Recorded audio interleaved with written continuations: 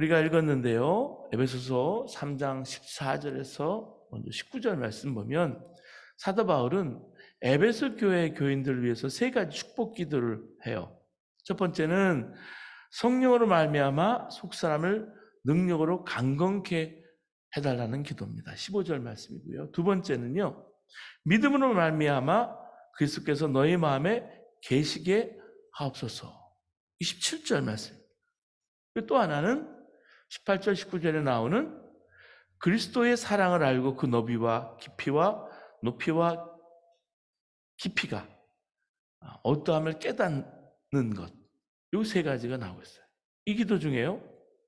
먼저 믿음으로 말미암아 그리스도께서 너희 마음에 계시게 하시옵고라는 두 번째 기도 제목에 우리가 눈을 두게 됩니다.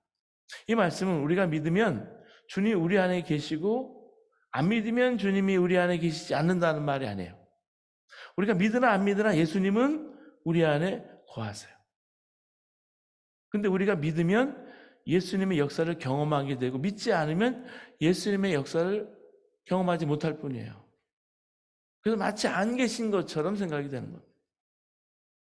교인들이 싸우는 이유는 주님이 마음에 거하시는 것이 믿어지지 않기 때문에 이렇게 싸우지 않겠습니까?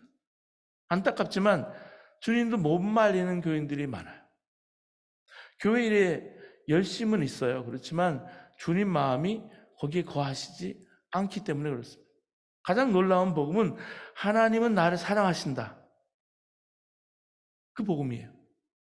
문제는 이게 내가 믿어지느냐, 그렇지 않을 때가 많다라는 거예요. 여러 가지 시험이 겹칠 때 하나님이 정말 나를 사랑하실까 의심이 들죠.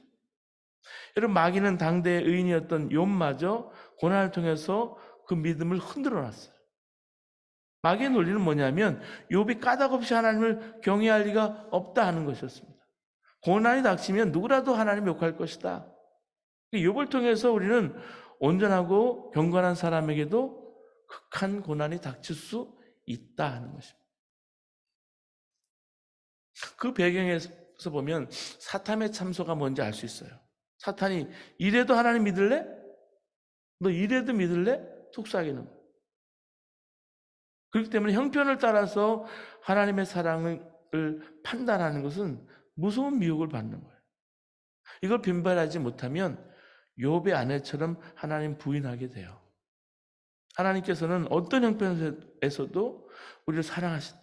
어떤 조건에서도 우리를 사랑하신다.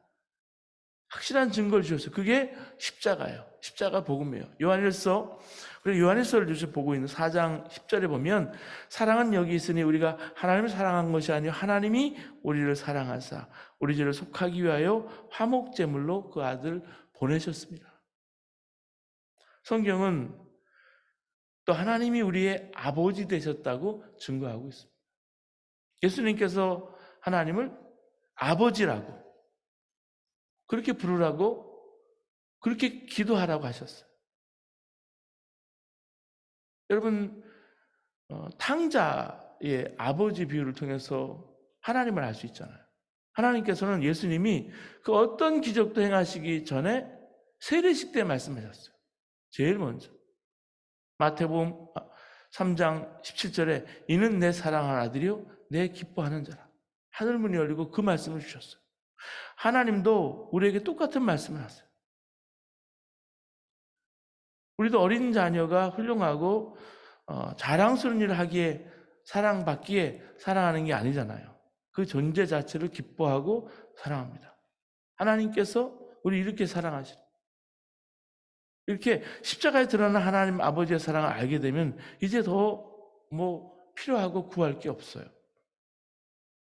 지금보다 10배나 더 어려워도 감사할 수 있는 거예요. 근데 시련을 만나거나 실패했을 때 하나님이 자신을 사랑하신다. 나를 사랑하신다는 믿음이 흔들어요, 사탄이. 그러면 정말 내가 예수님의 사랑, 하나님의 사랑에 대해서 들어서 아는 거죠. 그냥 체험을 못하는 거죠. 여러분, 강원도 황제 예수원 대천덕 신부님이 한 번은 교회가 정말 예수님 바로 믿고 한마음 한뜻으로 하나님의 모든 것을 가르쳤다면 오늘날 세계에서 예수를 안 믿는 사람이 거의 없었을 것이다. 그렇게 말씀한 적이 있어요. 예수님 믿지만 실제로는 예수님을 잘 모르는 기독교인들이 많기 때문에. 예수님 믿지만 그렇게 순종해서 삶으로 보여주는, 전도하는 그런 교인들이 많지 않기 때문에. 여러분, 중동의 문제도 중동 가서 선교하는 케이스도 마찬가지예요. 선교사님들이 제가 아는 선교사님은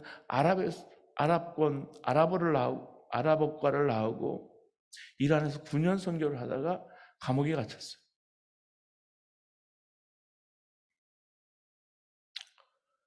그리고 그 이후에 지금도 또 이란에서 사역을 하고 있어요. 티도 안 나요. 근데 10년, 20년 사역을 하면서 한 명, 두 명을 놓고 기도하는데 그것은 삶으로 전하지 않으면 믿지 않기 때문에 그래요. 사도 바울이 오늘 이 말씀을 하는 거예요. 다시 한번 우리 18절, 19절 말씀 여러분과 한 목소리로 같이 읽겠습니다. 18절, 19절입니다. 시작. 능히 모든 성도와 함께 지식에 넘치는 그리스도의 사랑을 알고 그 너비와 길이와 높이와 깊이가 어떠함을 깨달아 하나님 모든 충만하신 것으로 너에게 충만하게 하시기를 구하노라. 하나님 사랑에는요, 깊이가 있어요. 무궁한 사랑입니다. 오래오래 계속되는 사랑이지만 끊어지지 않아요. 끝이 없는 사랑이에요. 아무도 이 사랑을 끊을 수 없어. 서로 내가 죄를 범했다 할지라도 하나님 사랑은 끊어지지 않아요. 우리 모두 죄 없이 죄를 범하지 않고 한 달 정도는 경건하게 살 수 있을까요? 그럴 수 있어요. 그럴 수 있을지 모르지만은 거룩하신 하나님 앞에 죄를 범하지 않는 사람은 하나도 없어요. 생각으로도 못된 생각할 수 있고요. 나도 모르게 말이 나올 때 남을 해칠 수도 있어요. 어떤 때는 너무나 가슴 아픈 죄를 범하고 뒤로 넘어질 때가 있어요. 이럴 때 하나님이 나 같은 것도 사랑하실까? 이렇게 더러운 죄인 용서를 빌었는데도 또 죄를 범하는 이 못된 죄인을 하나님이 과연 사랑해 주실까? 허탈감에 빠질 때도 있어요. 근데 하나님 사랑의 길이는 엄청나서 내가 죄를 범했다 할지라도 그 사랑은 절대 끊어지지 않아요. 내 죄를 범하는 그 현장에서도 하나님은 아파하시면서 사랑하세요. 내가 실수해서 모든 사람한테 창피를 당하고 비웃음 당하고 욕을 먹어도요, 처참해도요, 믿어야 될 분명한 한 가지가 여기 있어요. 하나님의 사랑은 변하지 않아요. 여전히 나를 사랑하시죠. 그게 하나님 사랑의 길입니다. 하나님 사랑에는 깊이가 있어요.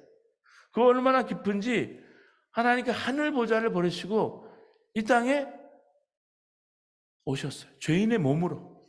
말씀이 육신이 돼서. 이게 사랑이에요. 세상에 오신 사랑이에요. 하나님께 비천한 사람이 되신 사랑. 낮아지시고 자기를 비우신 사랑. 그것도 모자라서 인간의 모든 죄를 짊어지고 십자가에서 비참한 죄수의 모습으로 매달려 죽는 자리까지 간 사랑. 그리고 무덤에까지 들어간 사랑.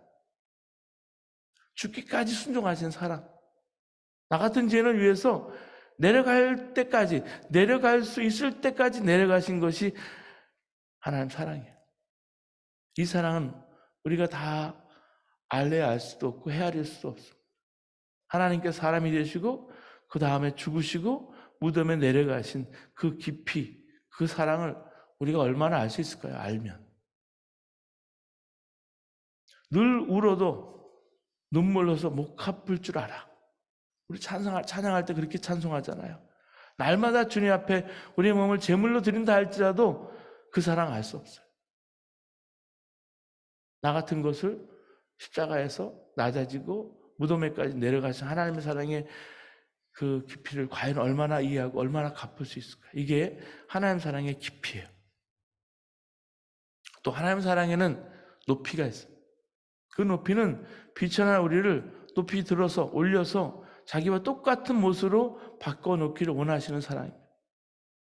여러분, 우리 모양이 다 제각각이잖아요. 그러나 주님이 우리를 부르셔서 하나님 나라를 정말 들이시면 우리 모두가 예수님의 모습으로 바뀌어서 작은 예수가 되는. 그뿐 아니라 주님께 승리하시고 하나님 나라에서 누리고 계시는 모든 영광을 우리와 함께 누리게 하십니다.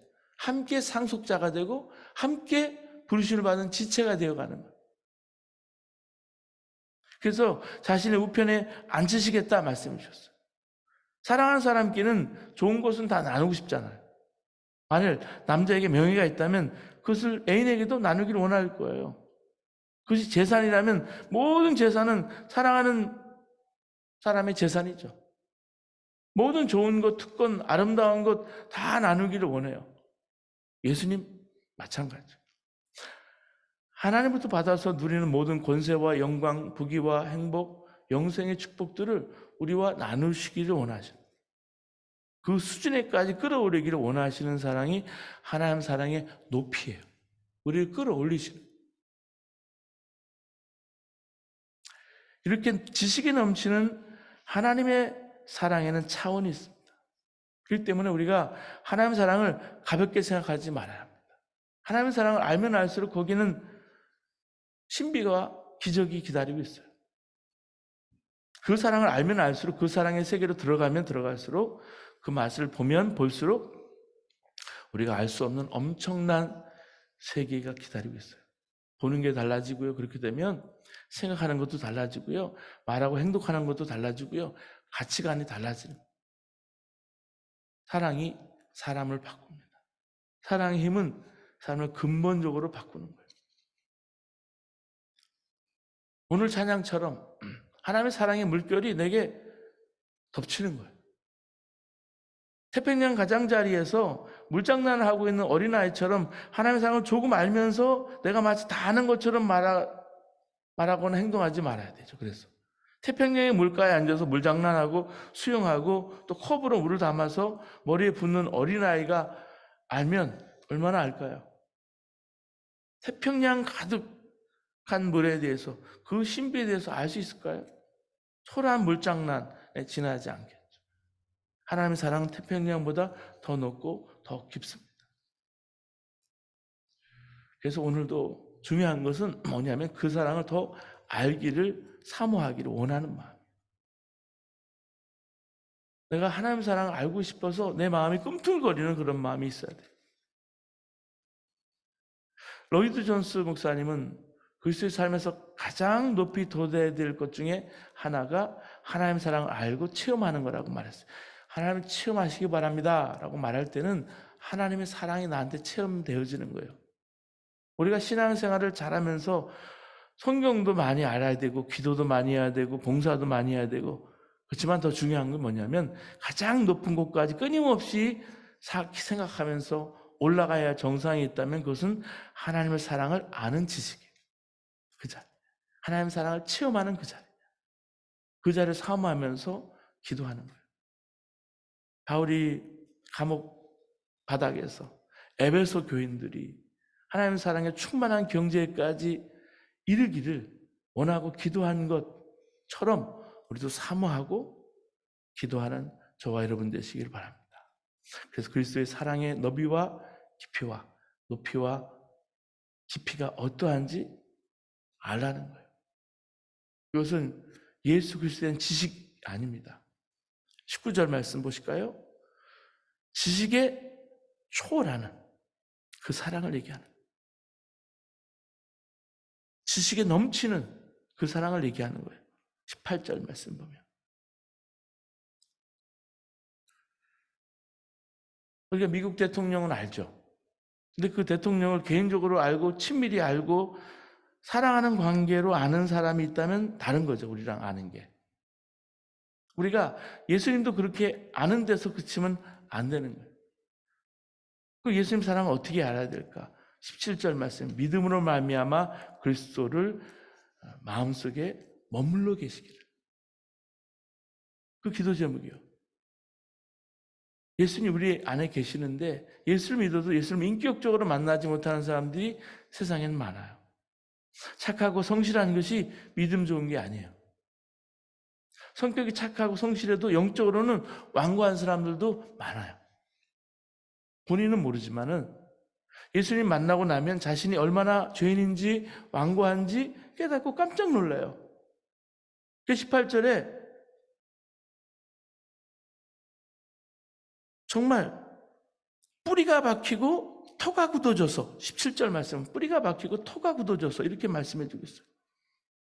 이게 참 중요한 말씀이에요.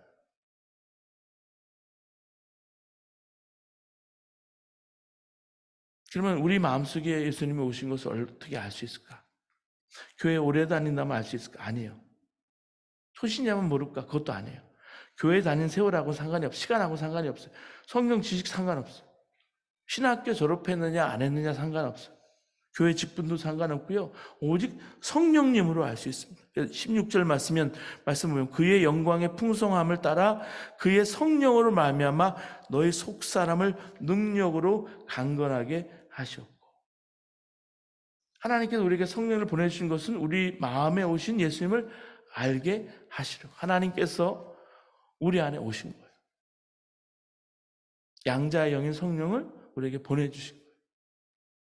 그래서 로마서 8장 15절에 너희는 다시 무서워하는 종의 영을 받지 아니하고 양자의 영을 받았으므로 우리가 아바 아버지라 부르짖느니라. 아버지와 떨어져서 만약에 고아처럼 살았다면 아버지를 만났을 때 머리로는 아버지를 알아도요 가슴으로는 믿어지지 않는 거예요. 타인처럼 느껴지는 거예요. 그래서 주님이 우리 안에 오신 거예요. 요한복음 14장 18절에 내가 너희를 고아와 같이 버려두지 아니하고 너희에게로 오리라 약속해 주셨어요. 그래서 항상 내 안에 계신 주님을 바라보고 생각하고 사모하고 살아가는 거예요. 두려움과 염려는 주님이 함께 하심을 믿을 때 사라져요. 주님이 함께 하실 때 두려움이 없어요. 그래서 이사야 41장 10절에 두려워하지 말라. 내가 너와 함께 함이라. 놀라지 말라. 나는 내 하나님이 됨이라. 내가 너를 굳세게 하리라. 참으로 너를 도와주리라. 참으로 나의 의로운 오른손으로 너를 붙들리라 하셨어요. 하나님 사랑도 주님이 내 마음에 거하시는 것이 믿어질 때 확신이 됩니다. 그래서 사도 바울이 믿음으로 주님의 마음에 거하게 해달라고 기도한 후에 주님의 사랑이 어떠한지를 알게 해달라고 한 거예요. 우리에게 닥치는 가장 큰 시험은 돈이나 명예나 성공, 건강이 아닙니다. 하나님 사랑에 대한 확신이 없어서 하나님 사랑을 받고 있으면서도 계속 하나님 사랑을 애쓰려고 확인하려고 애를 쓰는 거예요. 우리는 하나님의 사랑을 받아야 하는 것이 아니라 이미 받았어요. 여러분도 오늘도 은혜의 아들, 딸로 여러분 살아가시는 저와 여러분 되시기를